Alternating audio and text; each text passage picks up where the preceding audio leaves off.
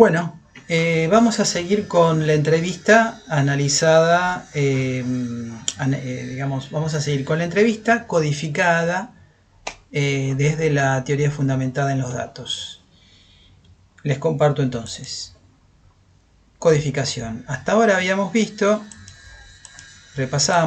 habíamos visto la cuestión de el grillado, que implicaba dividir los distintos segmentos de una entrevista en función de ejes temáticos, en función de temas. Esa es una posible segmentación de la entrevista para analizarla mejor. Entonces, una vez que tenemos esa cuestión que ya desarrollamos en el video anterior, y una vez que establecimos que cualquier clasificación de datos se realiza desde una matriz, desde un episteme, desde un paradigma, desde una base teórica previa, una vez que tenemos en cuenta eso que vimos en el video anterior, vamos a la codificación. ¿Cómo se realiza la codificación? Uno podría realizar un ejercicio de preparación. Esto sería tentativo, se podría hacer de otra manera. Uno podría hacer un ejercicio de preparación que consistiese en buscar los distintos significados, quizá contradictorios, de una sola palabra que se repita en la entrevista y que al entrevistador le llame la atención. En una segunda instancia se buscan párrafos que condensen dentro de sí frases significativas, ¿no? Dentro de un tema, dentro de un eje temático, uno busca párrafos y sobre todo frases que contengan esa palabra que se repite y que sean y que uno considere que son significativas, que son importantes. Quizá uno todavía no sabe aún, pero le podría llamar la atención, como aquel panadero entrevistado por Daniel Berthaud, que hablaba de que trabajaba los 7 días a la semana. 1 y 2 se realizan desde, una posibilidad, Abelardo, Jorge, son en la teoría fundamentada en los datos, el capítulo 4 del libro de Basilachis de Cialdino, metodología cualitativa, investigación cualitativa. Uno podría, de un lado, tomar las palabras y tomar las frases de los entrevistados y traducirlas en una formulación teórica, y esa traducción en una formulación teórica se realizaría desde el marco teórico propio del investigador, que sería en pequeña escala un paradigma o un episteme, con las diferencias que hay entre una y otra, ¿no? Y desde otra perspectiva uno podría tomar en forma directa las expresiones utilizadas por los sujetos investigados a partir de la entrevista, los códigos in vivo.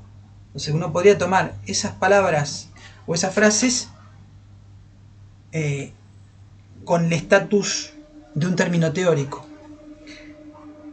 El punto acá es que haga uno la primera opción o realice la segunda, esto siempre se realiza dentro de los supuestos del propio investigador, dentro de los supuestos teóricos del propio investigador, que le conviene que sean explícitos y conscientes, pero siempre se realiza desde los propios supuestos. Si no, ahí aparece la clasificación del emperador chino, que no tiene sentido. Siempre se realiza desde una mesa de disección, desde un paradigma, siempre.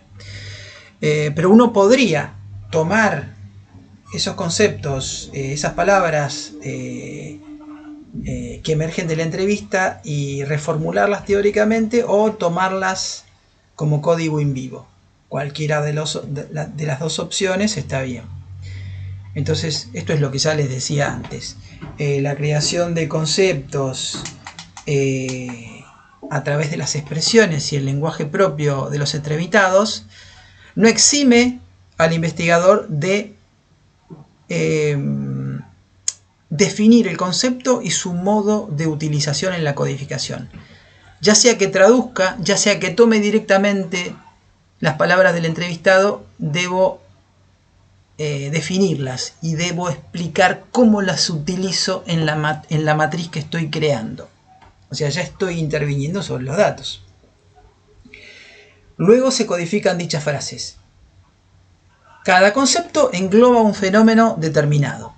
Sin embargo, fenómenos parecidos presentan el dilema de dirigirlos al mismo concepto o crear otro al efecto. En el primer caso es necesario modificar el concepto. O sea, cada vez que agrego un nuevo fenómeno, debo redefinir el concepto. La conceptualización, la condensación semántica de los mismos nos lleva al concepto al momento de la conceptualización.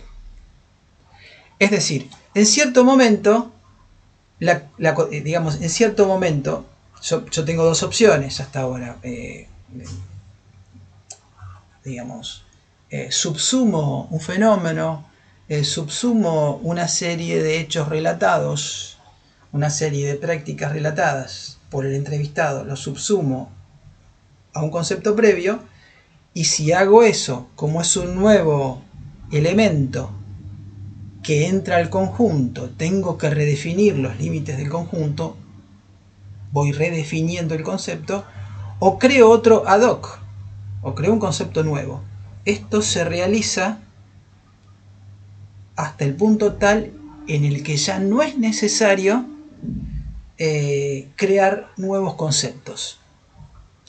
Es decir, esto se realiza hasta tal punto que el fenómeno se estabiliza. Ya no es necesario crear nuevos conceptos y ya no encuentro nuevos elementos para subsumir en un concepto creado. No encuentro nuevos elementos para subsumirlo. Cuando eso ocurre es el momento de estabilización. Y ahí empieza la formulación de hipótesis. Lo que planteo como hipótesis en el esquema de la teoría fundamentada es diferente al planteo de hipótesis que vamos a hacer cuando hablemos de la encuesta, ¿no? En términos muy genéricos, hipótesis es una afirmación y es una respuesta tentativa a un problema, ¿no? O un interrogante. Acá relaciona elementos. Una hipótesis relaciona diferentes elementos. La relación entre conceptos, entre los conceptos creados por los medios que ya expliqué, nos lleva a la codificación axial. Cuando el poder explicativo de un concepto es mayor o abarca un territorio mayor que el resto de sus pares, dicho concepto se eleva a categoría. Cuando una serie de conceptos que están emparentados entre sí, ¿no? Yo los emparenté a partir de una hipótesis. Cuando están emparentados entre sí, es necesario un término mayor, un término de abstracción mayor que los contenga. Ese término más abstracto que contiene ese conjunto de conceptos relacionados es la categoría. Las suposiciones sobre la relación entre categorías constituyen hipótesis. Acá la hipótesis a un nivel mayor. Cuando relaciono categorías diferentes que a su vez contienen conceptos relacionados, eso constituye una hipótesis. Para la búsqueda de conexiones entre conceptos o entre categorías son útiles los diagramas, los esquemas conceptuales.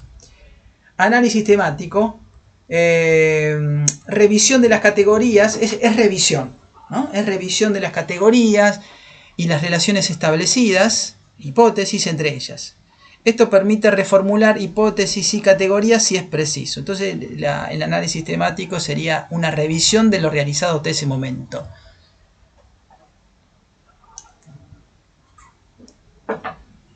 Este procedimiento, esta sugerencia de revisión ya la podemos encontrar en Descartes, ¿no? cuando en sus reglas, digamos, aconseja en algún momento revisar todos los pasos realizados. Análisis por caso. Se realiza la lectura de los ejes temáticos entrevista por entrevista. Caso por caso sería entrevista por entrevista.